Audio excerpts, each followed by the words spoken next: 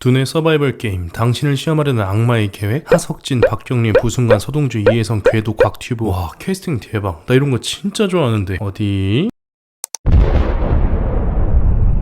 이런 빨.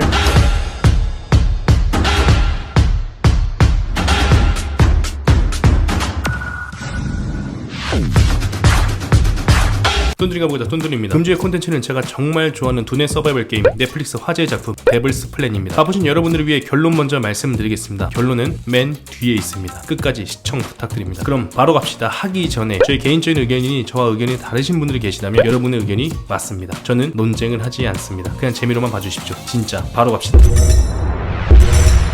구독과 좋아요는 아주 좋았어! 첫 번째, 일단 이런 심리게임, 정치게임이 재미가 있으려면 고수들끼리 피 튀기게 싸워야 합니다. 네임밸류 또한 어느 정도가 필요하죠. 이 두 가지는 어찌 보면 흥행하기 위한 필수 불가결의 선택이죠. 입장 바꿔서 우리가 몇십만원의 비용을 지불하고서라도 정찬성의 UFC 경기를 보러 가거나 메이웨더의 복싱 경기를 보는 것 또한 같은 이치입니다. 진짜들의 싸움에 기꺼이 비싼 돈을 지불한다는 거죠. 반면 동네 아마추어들의 경기에는 별로 관심이 없습니다. 기껏 마음을 열고 보러 갔는데 재미 또한 없다면 그 실망은 배가 되기 때문이죠. 넷플릭스에서 대대적으로 광고하고 데블스 플랜이라는 거창한 이름에 걸맞기 위해서 고수들의 숨막히는 심리전이든 정치게임이든 그동안 보지 못한 패턴의 게임이든 무엇 하나는 있었어야 시청자들이 비싼 돈 내고 넷플릭스를 결제하고 퇴근하고 씻고 밥 먹고 잠들기 전에 그 귀한 시간을 투자하기 위해서는 무언가가 달랐어야 했다는 거죠. 막상 뚜껑을 열어보니 그동안 봐왔던 그 어느 것과도 차별되지 못하고 플레이어들은 룰도 속지 못하고 신선한 플레이는 보여주지도 못하는 아마추어적인 모습을 보였습니다. 지금 생각해보면은 데블스 플랜의 캐치프라이즈가 당신을 시험하려는 악마의 계획인데 시청자들의 인내심을 테스트하는 악마의 계획이었습니다. 당했다. 두 번째, 저는 개인적으로 캐스팅 미스가 가장 컸다라고 생각을 합니다. 사람마다 다르겠지만 저는 새로운 얼굴에 새로운 플레이도 좋지만 진짜 이 바닥에서 정편한 사람들끼리만 모아서 게임하는 거를 정말 보고 싶었습니다. 그래야 데블스 플랜이라는 이름에 걸맞지 않나라는 생각을 합니다. 일단 정종현 PD는 캐스팅 조건을 서바이벌 게임 참가 경험이 없을 것이라고 명시를 했습니다. 의도는 참신하고 좋습니다. 새로운 얼굴을 발굴해내고 그 새로운 얼굴로 새로운 플레이와 새로운 게임을 해야 시청자들에게 새롭게 다가가기 때문이죠. 하지만 게임이 나왔을 때 룰을 이해하고 파해법을 인지한 채 플레이하는 플레이어는 극소수에 불과했습니다. 대부분 몇 명한테 의지한 채 빌부터 플랜을 해버리죠. 이거 어떻게 할까? 이렇게 할까? 저렇게 할까? 알았어, 시킨 대로 할게. 이게 무슨 서바이벌일까요? 만약 여기 오현민이나 장동민, 홍진호 등 이런 캐스팅이 나왔으면 맨날 보던 사람들이라 지겨울 수는 있겠으나 게임은 굉장히 재밌었을 겁니다. 왜냐? 익숙하지만 자극적인 김치찌개가 가장 맛있듯이 이런 자극적인 도파민은 욕을 하더라도 결국 많은 수요가 있기 때문이죠. 김치찌개 먹고 싶다. 세 번째, 극중 일반인 캐스팅도 눈에 띕니다. 미국 의사, 바둑기사, 고대 학생 등 고학력자들 혹은 스펙들이 하나같이 넘사입니다. 생각해보면은 일반인 오디션으로 뽑았으니 얼마나 잘하겠어, 얼마나 천재겠어 하고 봤는데 김동재님 말고는 룰을 제대로 이해하는 사람, 자신만의 플레이를 하는 일반인 참가자는 없었습니다. 저는 이것으로 다시 한번 느낀 것이 정말 스펙이 다가 아니구나라고 생각을 합니다. 스펙이란 사실 무기에 쓰는 문구죠. 탱크의 스펙, 자동차의 스펙, 오토바이 스펙, 사람에게 쓰이는 문구가 아닙니다. 하지만 우리는 어느새 그 사람의 본질을 보기보단 스펙으로 거릅니다. 고스펙이면 일단 우아하고 보고 저스펙이면은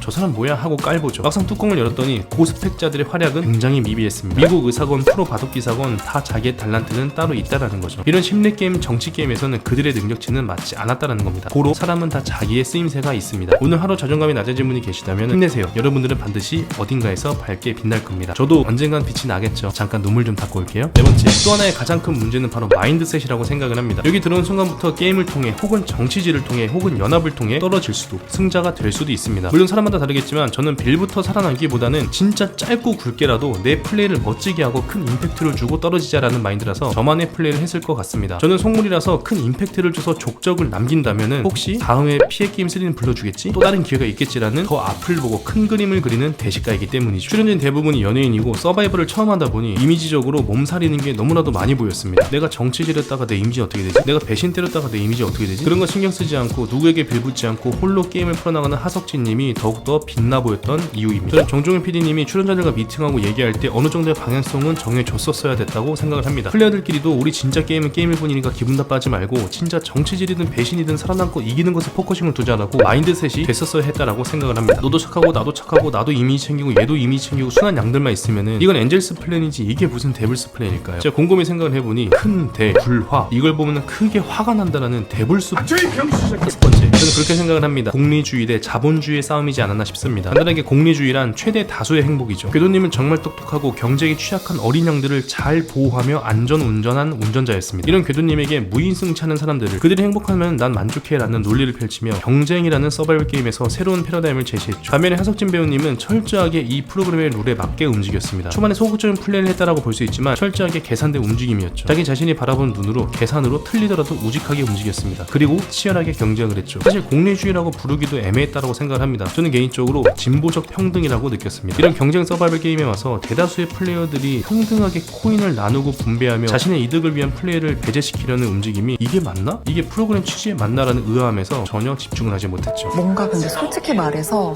맥이 중간에 빠졌어요. 다들 투기가 사라져버렸고 가지고 있는 사람이 나중에 다시 준다는 보장도 없고 초불만족. 너무 짜증나요. 그렇다 보니 철저하게 자본주의, 상금과 승리를 위한 플레이들이 궤도님에게 무인승차하는 무리들보다 먼저 떨어져 나갈 때마다 뚝배기를 깨버리고 총평 12패를 한 번에 정주행했습니다. 저는 이런 두뇌 서바이벌 게임 정말 좋아합니다. 티빙의 보물찾기, 지니어스, 타임호텔 등 하나도 빠짐없이 다 봤는데 이건 정치적 성향의 우파이신 분, 하석진 배우에게 미치고 싶다 하시는 분들에게는 추천드리겠습니다. 형 날 가져. 저는 다음 주에 최악의 악으로 찾아오겠습니다. 지금까지 뚠뚠이가 보고 있다 1부터 데블스 플랜이었습니다.